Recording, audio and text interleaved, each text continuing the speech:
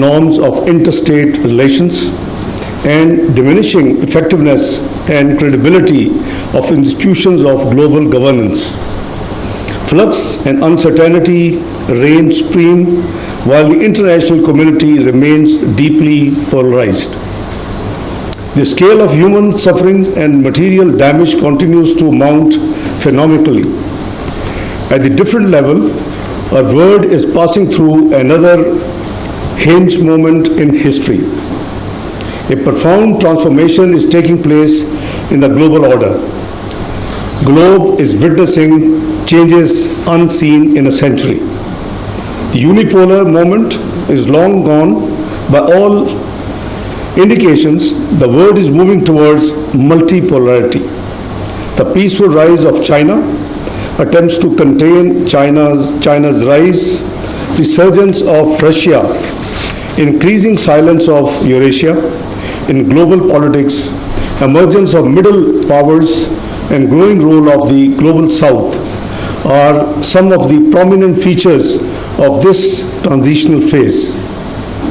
In essence, major power contestation on the one hand and increasing agency of multiple new actors on the other present an incredible mix of challenges and opportunities for statecraft everywhere.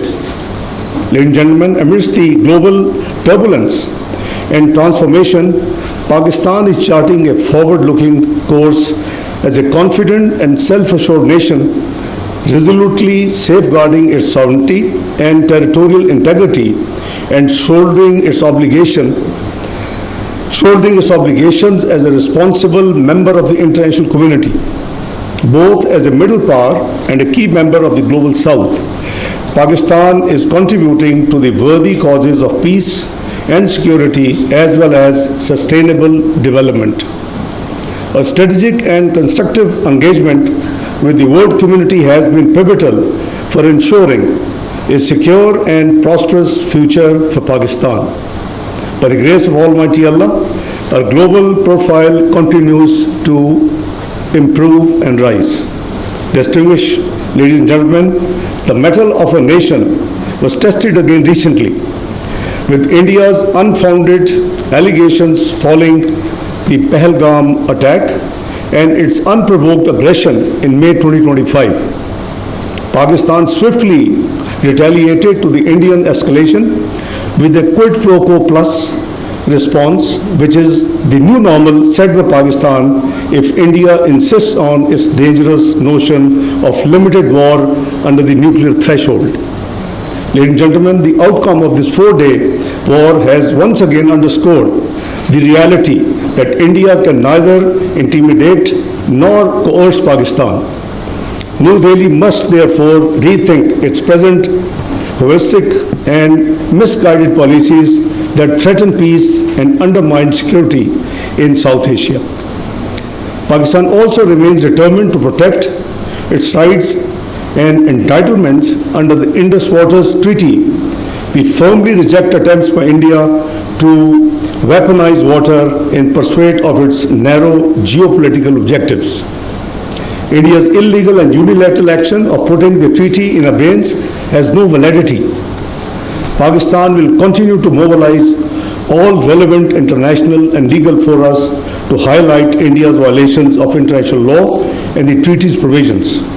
We have made very clear in the National Security Committee meeting on 24th of April that any action by India to divert the flow of water would be considered as an act of war.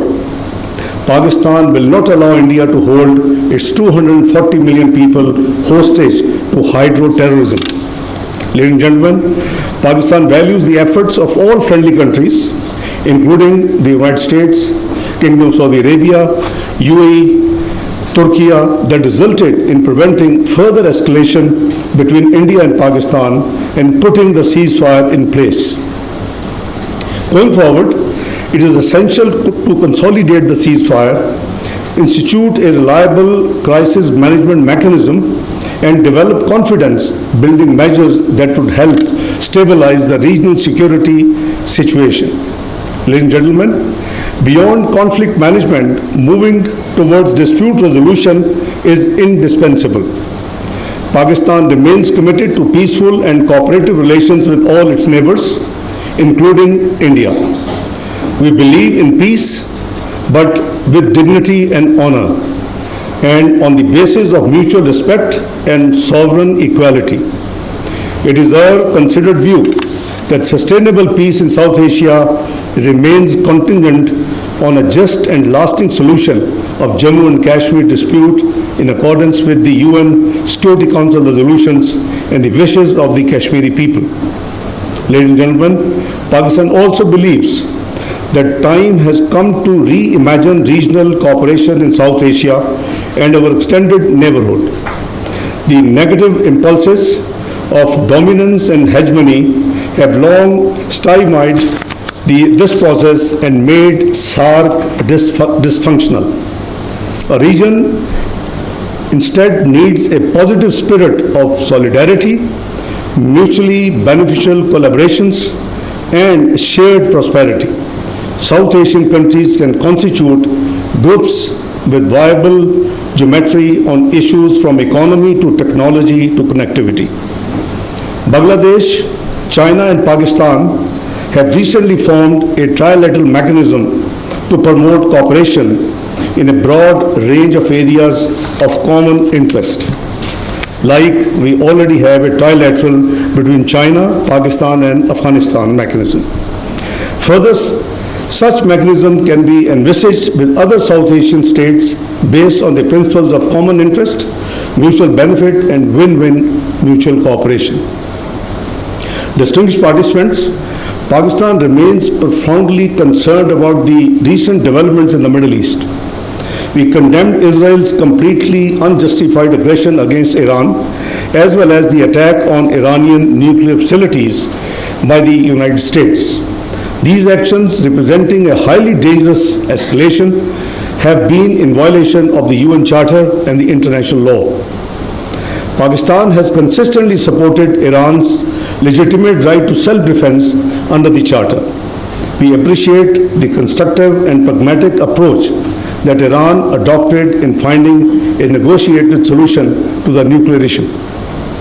The US-Israeli actions seriously undermined the long-standing norms of interstate behavior and exposed the entire region to a conflagration of potentially unimaginable consequences. Pakistan has welcomed the announcement of the ceasefire between Iran and Israel. We stress again that all the relevant parties must constructively engage and resolve all outstanding disputes peacefully through dialogue and diplomacy. Ladies and gentlemen, Israel's genocidal war against Palestinians in Gaza continues to be a strain on the conscience of humanity.